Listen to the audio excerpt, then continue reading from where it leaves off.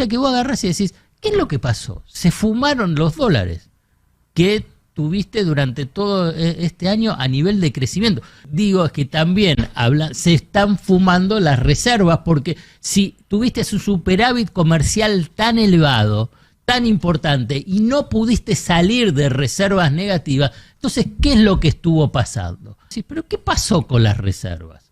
¿Cómo es que se fumaron esta cuestión que está vendiendo Milei y todos los economistas y todos los analistas? Pero, ¿qué pasó con las reservas? ¿No pudiste retener nada pese a que mantuviste el cepo?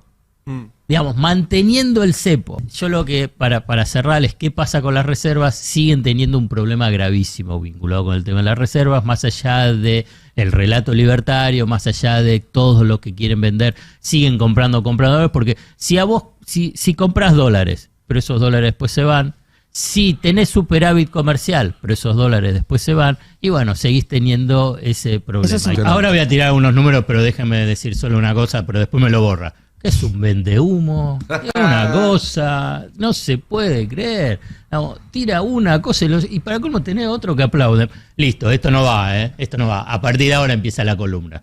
Voy a hablar sobre un punto que me parece importante, que está vinculado con el tema de las reservas y el relato económico libertario. ¿Ustedes saben cuántos dólares hasta el viernes el Banco Central compró? Digamos, si vos ves a nivel del recorrido durante este año, toda la red de medios oficialistas destacando las compras de dólares del Banco Central. Es cierto, voy a tirar numeritos, 17.842 millones de dólares. Eso muchísimo, es mucho. Muchísimos dólares. El stock bruto subió a 30.212 millones de dólares. Si comparás las reservas brutas de las que recibió y estas que yo te mencioné, más o menos aumentó 9.200 millones. O sea, aumentaron las reservas brutas 9.200 millones cuando compraste casi 18.000 millones de dólares. O sea, la mitad se te cayeron por el camino. Se fueron. Entonces, pero un punto central y que habla del mercado es qué pasa con las reservas netas. ¿Cuántos son las reservas netas? Uno de los puntos centrales de las reservas netas es que recibió negativo las reservas netas. O sea, unos 10.000, 11.000 millones de dólares. ¿Cuánto están las reservas netas? Ahora sí, compró casi 18.000 millones de dólares. Está bien, se te fueron, como antes mencionado, se le fueron más o menos 10.000, pero había 9.000 millones más. 9.000 millones más en el sentido de la comparación de las brutas. Las netas, en realidad, están en negativo, todavía en 6.000 millones de dólares, y la estimación, porque tienen que pagar deuda, es que termine el año en 8.000 millones de dólares. Negativos. O sea que vos agarrás y decís, ¿qué es lo que pasó? Se fumaron los dólares que tuviste durante todo este año a nivel de crecimiento. Si uno quiere hacer un paralelismo, ¿cuál fue una de las críticas centrales al interior, en el frente de todos? Es, escúchame, tuviste su superávit comercial extraordinario, este año también hay un superávit comercial extraordinario. El superávit comercial extraordinario en el frente de todos fue precisamente por la recesión, por la pandemia y porque aumentaron los precios internacionales. Después tuviste la sequía, ahí bajó, pero tuviste un crecimiento muy fuerte del superávit comercial, y entonces decís, pero ¿y los dólares dónde estaban? Durante el frente de todos fueron porque se adelantaban importaciones, las compras de las toallas y que le permitían del pago de deuda, etcétera. Acá también, lo que digo es que también se están fumando las reservas, porque si tuviste su superávit comercial tan elevado, tan importante, y no pudiste salir de reservas negativas, entonces, ¿qué es lo que estuvo pasando? Se estuvo pasando, te van a decir, bueno, se normalizó la deuda con los importadores, las importaciones están creciendo y empieza a crecer el pago de la deuda. ¿Esa deuda con los importadores no se pateó con los bopreales? Una parte sí, pero otra, la de las importaciones de este año, se empezaron a pagar. Bien. Se empezaron a pagar en fecha. el pago de deuda pública, la deuda con el Fondo Monetario Internacional. Saben que la deuda en dólares, la deuda específicamente en dólares bajó 10.000 millones de dólares, pero porque se pagó esa deuda. La deuda en pesos equivalente en dólares aumentó 95.000 millones de dólares. Estoy tirando un montón de números, pero sí. simplemente... Y eso se suma que la parte de deuda que tenía el Banco Central se la pasó al Tesoro. Al Tesoro, se la pasó al Tesoro. Ahí es donde está ese crecimiento, este último que yo te mencioné. Pero bueno, entonces pagos de importaciones, deudas provinciales, deudas privadas. Y aquí viene... Y además tuviste blanqueo. Entraron 20.000 20.000 millones de dólares que lentamente están goteando hacia las reservas para pasar a ser reservas brutas. Todo este esquema, ves si vas a terminar el año y decís, pero ¿qué pasó con las reservas?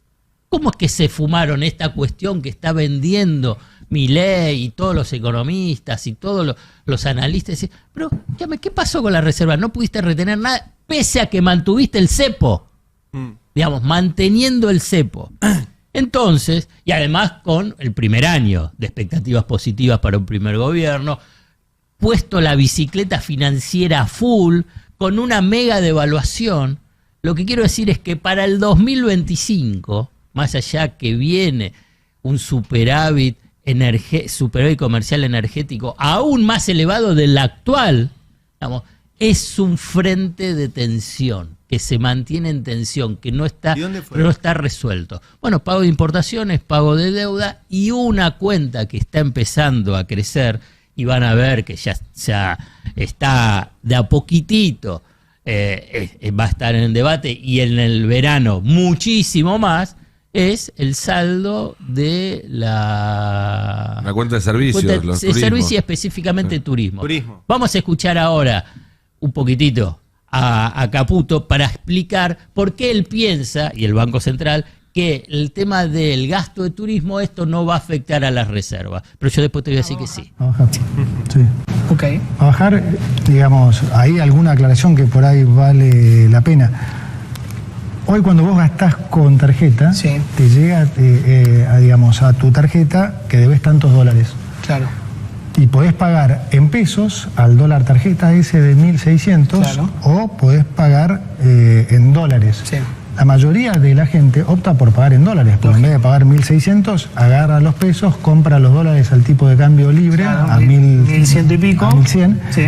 y cancela a 1.100. Por lo tanto, hoy ya pasa esto en su mayoría. Para los que creen que entonces no, pierde reservas el Banco Central, no pierde reservas el Banco Central. Si vos comprás dólares para cancelar un gasto que hiciste en tarjetas, esos dólares se los estás comprando a otro privado, no se lo estás comprando al Banco Central. Claro. Vamos todo a una convergencia, un dólar general de 1.100, 1.200, algo así. Sí, ese te va a quedar un poco más alto porque tiene todavía la percepción de ganancias. Claro. Bueno, dos cuestiones. Una es que hasta ahora, y parece que no va a haber, es que el tema del dólar tarjeta van a sacar el impuesto país. El impuesto país desaparece. O sea que En ahí, enero, ¿no? ¿eh? En enero. No, a fin de diciembre. A diciembre. Fin de Fin de diciembre. diciembre. Fin Sí, de se diciembre, fin de termina diciembre. con el año, digamos. Y el otro, un dato propio del Banco Central, más allá que tengan esta presentación y este relato respecto a que no va a bajar las reservas, el último informe del balance cambiario del Banco Central, que lo difundieron el viernes, habla que el déficit en turismo en octubre, recién está comenzando, en octubre, fue de 562 millones de dólares. 562 millones de dólares en octubre. ¿En un mes? Imagínate, en un mes. Fíjate, en noviembre, diciembre y lo que va a ser enero, Febrero. febrero. Este es el déficit que dice el Banco Central. O sea que más allá de esta cuestión, tiene la lógica tan de especulador. O sea que, Vos perdón, fíjate que es como ministro sí, de voy a llegar a Economía. perder- Pero él dice que la gente va, compra en un mercado ilegal y después paga la tarjeta como si nada. Sí, bueno, o en el contado, El puede ser MEP. en el MEP, En el en el MEP. en Pero el entonces, o sea, proyectando así a modo Milei, el Banco Central va a perder 2.000 millones de dólares mínimo de turismo. MEP. Mínimo. Mínimo. Mínimo. Porque Por no, acá en no, febrero. Mínimo. No va a ser de 500 por mes, va a ser mucho más. Mucho Por eso más. digo, En mínimo. diciembre, enero, Mínimo febrero. 2000, Bueno, máximo no sé cuánto. Entonces, yo lo que, para cerrarles, ¿qué pasa con las reservas? Siguen teniendo un problema gravísimo vinculado con el tema de las reservas, más allá de el relato libertario, más allá de todos los que quieren vender, siguen comprando dólares, porque si compras dólares, pero esos dólares después se van, si tenés superávit comercial, pero esos dólares después se van, y bueno, seguís teniendo ese problema. Eso Y ese significa es un que punto central. no ves una apertura del cepo en el corto plazo. Y se lo va a tener muy complicado. Y aparte lo están diciendo, más allá, siguen con este verso, sí, lo estamos pensando, tiene que haber algunas tipas de variables, si siguen con reservas negativas, difícilmente, dentro de su propia lógica, porque para mí toda economía como la Argentina, bimonetaria, endeudada en dólares y con escasez relativa de divisas, tiene que tener un control del mercado de cambio. Esto es lo que pienso. Ellos piensan que no, pero dentro de esa lógica quedan atrapados. Ellos piensan que no y los empresarios a los que ellos van a buscar plata también piensan que no. Por eso lo vemos a Caputo yendo a Brasil diciendo está el RIGI, no, además le dice está el RIGI, esto, o sea, tienen que explicar que el RIGI es una forma de saltearse el cepo, porque si no la respuesta que encuentran en digamos, cada vez que salen del país es levántame el cepo. Claro, entonces porque no tienen la disponibilidad de dólares. Y mencionaste Brasil, que es lo que va a acelerar el tema de la pérdida de dólares y de reservas, porque Brasil está devaluando. Y más allá que, pues, como ayer dijo Miguel Ángel Broda, con quien lo estuvimos compartiendo en televisión. Sí, claro. Se juntaron a verlo en el microcine de Olivos. Igual metí Redrado y Broda, así. Dice, tucu, 1, 2, piqui, piqui. Pero Adrián estaba jugando Boca. No, ya había terminado. Esta devaluación de Brasil no es como la de 1999, que generó muchos problemas, pero como todos los pronósticos de Broda, la verdad, difícil se cumplen. Entonces, simplemente remarco que una devaluación de Brasil, este ajuste del tipo de cambio de Brasil, que en el año 2024 subió de 4,85 a 6 reales por dólar, afecta tanto lo que es el comercio exterior como lo que está vinculado con el tema del turismo. ¿Lo podríamos entrevistar? ¿Está habilitado que entrevistemos al presidente acá? Sí. Sí, que venga. Le servimos café, todo, mira. Bueno, está acá a la vuelta, acaba de terminar. Sé que hay gente en la Casa Rosada que mira el pase todos los días, así que si quieren avisarle que está invitado, pedimos facturas. Sí, una cosa me quedé pensando. Habló Milei. Estaría bueno. A ver, ¿hablo ahora? Sí. En este entorno macroeconómico de solvencia y prudencia fiscal. Vean que además también estamos frente a un hecho inédito. No solo porque hemos hecho el ajuste más grande de la historia de la humanidad en un contexto, de recesión, que además, si ustedes limpian el efecto, el arrastre estadístico, vamos a terminar neutros en términos de PBI, es decir, que bajamos la inflación sin tener costo en términos de actividad, motivo por el cual el caso se está estudiando en todo el mundo, sino que además, de cara a un año electoral, vamos con una política de déficit cero y de emisión cero. Es decir, no vamos a hacer política monetaria y política fiscal para tratar de influenciar sobre el resultado electoral. Y vaya que eso sí es nuevo. Acaba de decir que no hubo impacto en la actividad, no hubo un... Qué difícil. Profe, esto es una guachada de la profe. No, esto es una guachada de la producción, porque tiró muchas cosas, tengo que tratar de mantener la compostura. Sí, la compostura, la rigurosidad periodística. Antes de dar paso a la rigurosidad económica y periodística de Zayat, debo decir que me impresiona cuando Milei dice, nos están estudiando, ¿no? Están estudiando lo que estamos haciendo en todo el mundo y yo no puedo dejar de ver al ratoncito en el laberinto, orgulloso porque lo están estudiando.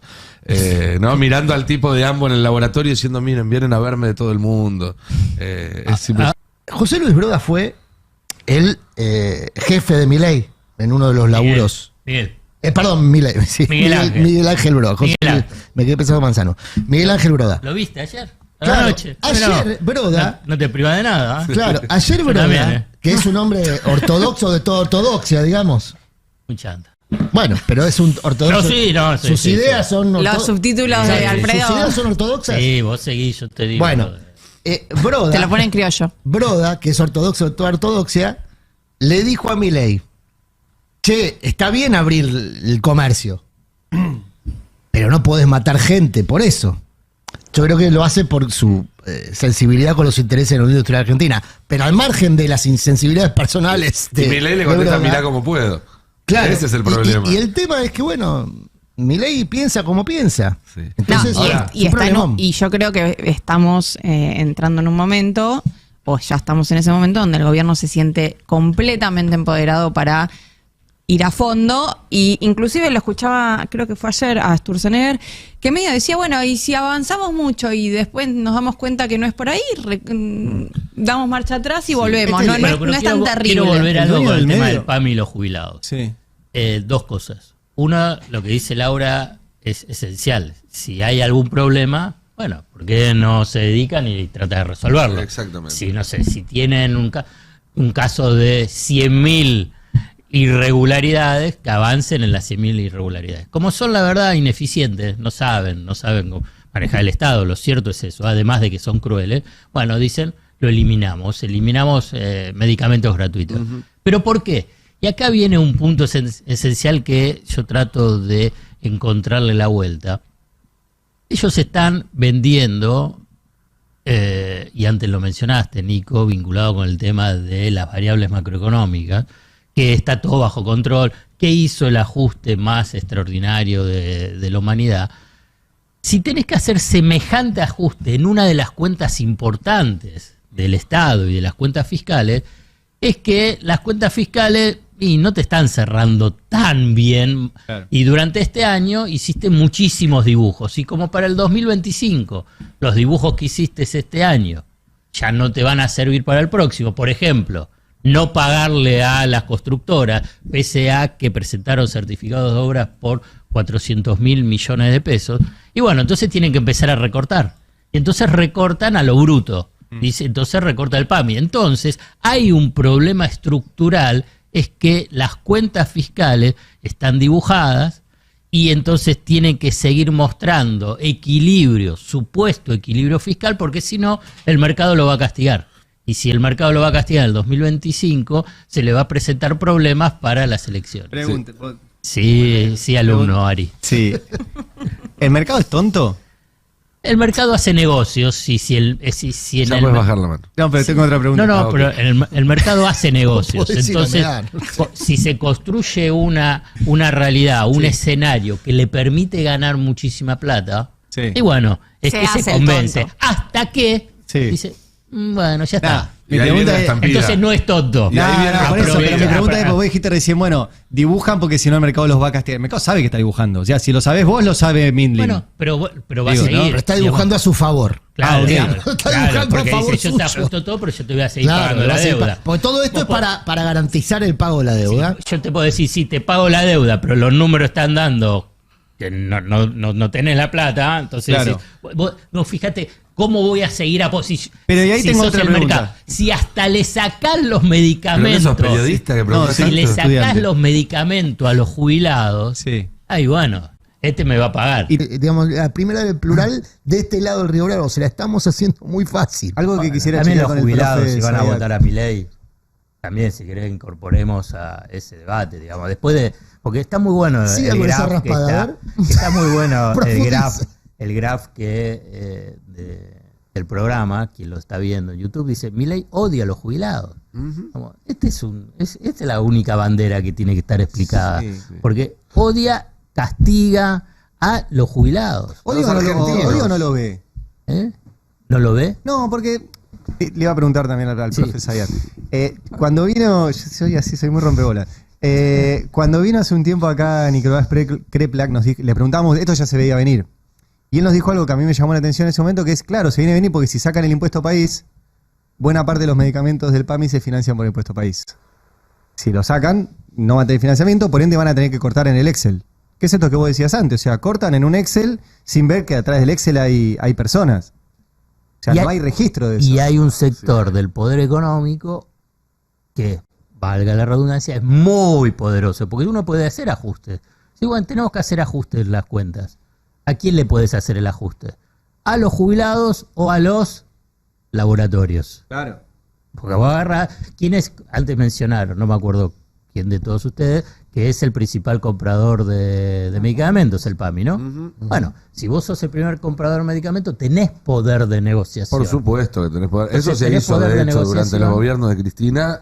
Y entonces vos decís, tengo que ajustar. Y dice, bueno, le bajás el precio a los laboratorios. Habló